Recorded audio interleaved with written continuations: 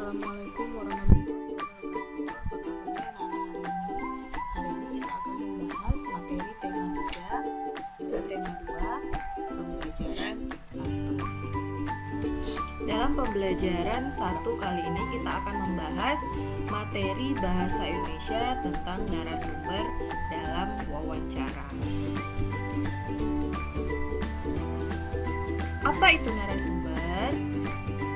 Narasumber adalah orang yang diwawancarai. Tugasnya memberikan informasi yang dibutuhkan oleh pewawancara dengan menjawab pertanyaan.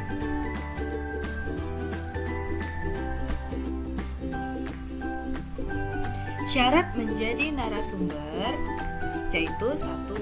Punya pengetahuan di bidang yang berkaitan dengan topik wawancara. Yang kedua, punya keahlian tertentu di bidang yang berkaitan dengan topik wawancara. Dan yang ketiga, mengalami atau terlibat langsung dalam peristiwa yang berkaitan dengan topik wawancara. Narasumber merupakan orang yang berperan penting dalam wawancara. Maka dari itu, narasumber sebaiknya diperlakukan dengan baik sebelum, saat, maupun setelah wawancara. Sikap-sikap pewawancara yang baik kepada narasumber yang pertama yaitu memperkenalkan diri kepada calon narasumber. Yang kedua, menyatakan maksud dan tujuan wawancara dengan jelas. Yang ketiga, meminta kesediaan seseorang untuk menjadi narasumber dengan bahasa yang santun. Yang keempat, menepati janji wawancara dengan narasumber dengan waktu dan tempat yang telah disepakati. Yang kelima, melayani narasumber dengan baik. Yang keenam, melakukan wawancara dengan bahasa yang santun. Yang ketujuh, mengajukan pertanyaan wawancara dengan jelas dan mengulanginya jika narasumber kurang paham. Yang kedelapan, tidak menyela atau memotong pembicaraan narasumber. Dan yang kesembilan, mengucapkan terima kasih setelah melakukan wawancara. Materi berikutnya yang ada pada pembelajaran 1 yaitu IPS tentang melestarikan sumber daya alam. Nah, perhatikan pada gambar berikut ini adalah gambar harimau Sumatera. Habitat harimau Sumatera itu berada di hutan hujan tropis. Ciri-cirinya memiliki warna kulit relatif lebih gelap, mulai dari kuning kemerah-merahan hingga orange tua, lalu memiliki garis loreng yang lebih rapat dan termasuk ke dalam hewan karnivora. Penyebab langkanya yaitu hilangnya habitat secara tak terkendali, berkurangnya jumlah spesies mangsa dan perburuan. Cara melestarikannya dengan mendukung upaya konservasi yang dilakukan baik oleh pemerintah Indonesia, WWF Indonesia, ataupun badan-badan konservasi lainnya. Yang berikutnya adalah badak Sumatera. Habitatnya yaitu berada di hutan hujan tropis, rawa, dan hutan pegunungan. Ciri-cirinya beratnya sekitar 500 sampai 1000 kg. Memiliki 2 cula, tubuhnya diselimuti rambut berwarna coklat kemerahan. Penyebab langkanya karena habitat yang semakin gundul serta perburuan liar. Cara melestarikannya dengan menjaga habitat badak bercula 1, pembuatan taman nasional atau Suaka Marga Satwa. Berikutnya adalah orang hutan. Habitatnya berada di hutan Kalimantan dan Sumatera. Ciri-cirinya, kera besar dengan lengan panjang, berambut kemerahan atau coklat, mempunyai kepala yang besar dengan posisi mulut yang tinggi, termasuk ke dalam hewan omnivora. Penyebab langkanya yaitu habitat yang semakin sempit, perdagangan ilegal. Cara melestarikannya dengan mendirikan pusat rehabilitasi untuk merawat orang hutan yang sakit, terluka, dan yang telah kehilangan induknya. Yang berikutnya adalah komodo. Habitatnya berada di Pulau Komodo, Provinsi Nusa Tenggara Timur, Indonesia. Ciri-cirinya memiliki berat mencapai 100 kg. termasuk ke dalam hewan karnivora, memiliki lidah yang panjang. Air liur komodo itu beracun. Penyebab langkanya karena habitat komodo yang telah menyusut akibat aktivitas manusia. Cara melestarikannya dengan mendirikan Taman Nasional Komodo di habitatnya yang bertujuan untuk melindungi mereka. Berikutnya adalah burung cendrawasih. Habitatnya berada di Indonesia Timur, Papua Nugini, dan Australia Timur.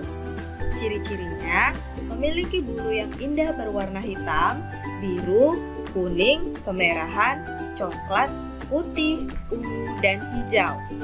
Hewan ini termasuk ke dalam hewan pemakan biji-bijian. Penyebab langkanya karena perburuan untuk mendapatkan bulu dan perusakan habitat. Cara melestarikannya dengan penangkaran di lokasi perlindungan, kemudian tidak merusak habitatnya. Hewan berikutnya yaitu gajah. Habitat gajah itu berada di hutan gurun dan rawa-rawa. Mereka cenderung berada di dekat air. Ciri-cirinya memiliki taring yang disebut gading, memiliki hidung yang panjang disebut belalai, mempunyai telinga yang lebar, memiliki badan dan kaki yang besar, serta memiliki ekor yang panjang. Penyebab langkanya yaitu perburuan liar untuk mengambil gading, daging, dan kulit, serta kehancuran habitat gajah tersebut. Cara melestarikannya dengan mendirikan taman nasional, melarang perburuan serta perdagangan gajah. Berikutnya, masih pada pembelajaran 1, kita akan membahas materi pelajaran IPA tentang pemanfaatan hewan sebagai sumber daya alam. Hewan dimanfaatkan sebagai bahan makanan, bahan obat-obatan, dan dimanfaatkan tenaganya oleh manusia. Contoh pemanfaatan hewan oleh manusia antara lain ayam, bebek, itu diambil telur dan dagingnya. Kemudian sapi dan kerbau itu diambil telur, susu, dan tenaganya. Kemudian yang berikutnya itu adalah ikan koi, kucing, dan kelinci itu dimanfaatkan oleh manusia sebagai hewan peliharaan. Kemudian cacing tanah itu berkhasiat untuk mengobati penyakit tifus dan diare. Hewan juga berperan dalam menjaga keseimbangan alam. Contoh, burung memakan belalang, sehingga jumlah belalang di sawah tidak berlebihan. Ini sangat menguntungkan petani saat panen, karena tanaman padi tidak habis dimakan belalang. Burung di sawah berfungsi menjaga keseimbangan alam, yaitu keseimbangan jumlah belalang pada tanaman padi. Lantas, apa yang akan terjadi jika keseimbangan alam tidak terjaga? Jika kodok musnah atau hilang dari sawah, maka belalang sebagai hama padi tidak ada pemangsanya. Alhasil, jumlah belalang semakin meningkat dan tanaman padi habis dimakan belalang. Keseimbangan alam harus dijaga agar tidak menimbulkan masalah bagi manusia dan lingkungannya. Lalu, cara menjaga keseimbangan alam yaitu 1. Tidak memanfaatkan hewan secara berlebihan. 2. Menjaga habitat atau tempat hidup hewan. 3. Tidak membeli barang yang berasal dari bagian tubuh hewan langka. Berikutnya, kita akan membahas masih di tema 3, subtema 2, namun kali ini kita akan membahas pembelajaran 2. Dalam pembelajaran 2, kita akan membahas 2 muatan pelajaran yaitu PPKN tentang sikap bijak terhadap hewan dan juga SPDP tentang membuat karya seni mozaik. Dalam muatan pelajaran PPKN, kita akan membahas tentang sikap bijak terhadap hewan. Hewan peliharaan termasuk makhluk hidup. Kita berhak memiliki hewan peliharaan. Tetapi kita juga wajib merawatnya.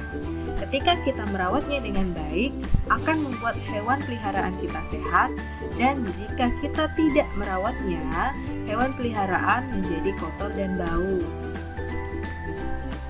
Hak manusia terhadap hewan yang pertama adalah manusia dapat memanfaatkan daging hewan tertentu untuk dimakan. Yang kedua, manusia dapat memanfaatkan telur hewan tertentu untuk dimakan. Yang ketiga, manusia dapat memanfaatkan kulit hewan sebagai bahan untuk membuat alat musik ataupun tas dan lain-lain. Yang berikutnya, manusia dapat mengkonsumsi susu dari hewan seperti sapi. Kemudian, manusia dapat memanfaatkan kotoran hewan menjadi pupuk tanaman. Dan yang terakhir, manusia dapat memanfaatkan hewan sebagai hewan peliharaan. Sementara kewajiban manusia terhadap hewan yaitu memberi makan dan minum hewan, dan jika memungkinkan kita bisa memberikannya tempat tinggal. Yang kedua, membersihkan kandangnya serta dibawa ke dokter hewan untuk diperiksa secara rutin. Kali ini kita akan membahas materi SPDP tentang mozaik. Nah, ini adalah beberapa contoh dari hasil karya yang dibuat dengan mozaik. Ada dari biji-bijian, dari kertas, dan juga dari kulit telur. Apa itu mozaik? Mozaik adalah karya seni yang dibuat menggunakan potongan bahan berukuran kecil dan sejenis untuk ditempelkan pada sebuah bidang. Bahan-bahan membuat mozaik yang pertama bisa menggunakan potongan kertas origami, yang kedua potongan daun kering, yang ketiga biji-bijian, yang keempat cangkang telur, yang kelima kepingan kaca, yang keenam pecahan keramik, dan yang terakhir adalah potongan kayu atau korek api. Teknik pembuatan mozaik adalah dengan ditempel lem pada bidang datar. Pada umumnya, mozaik tidak diwarnai. Karena apa? Karena variasi warna didapat dari warna asli bahan pembentuknya atau mengkreasikan warna dari bahan-bahan yang ditempel. Langkah-langkah membuat mozaik yang pertama adalah siapkan bahan berupa biji-bijian, misalnya kacang hijau, kacang kedelai, kacang hitam, dan kacang-kacang lainnya yang berukuran hampir sama, kertas A4 dan lem, serta alat berupa pinset, pensil, dan kuas. Berikutnya, gambarlah pola seekor hewan di kertas A4, lalu berilah lem pada bidang gambar tersebut. Kemudian, tempelkan biji-bijian dengan rapi, bisa menggunakan pinset supaya lebih rapi. Kemudian, perhatikan komposisi warnanya. Demikianlah materi pembelajaran 1 dan 2 pada tema 3, subtema 2. Jika ada materi yang tidak kamu pahami, silakan kamu tanyakan langsung kepada guru. Ibu akhiri sampai di sini. Wassalamualaikum warahmatullahi wabarakatuh.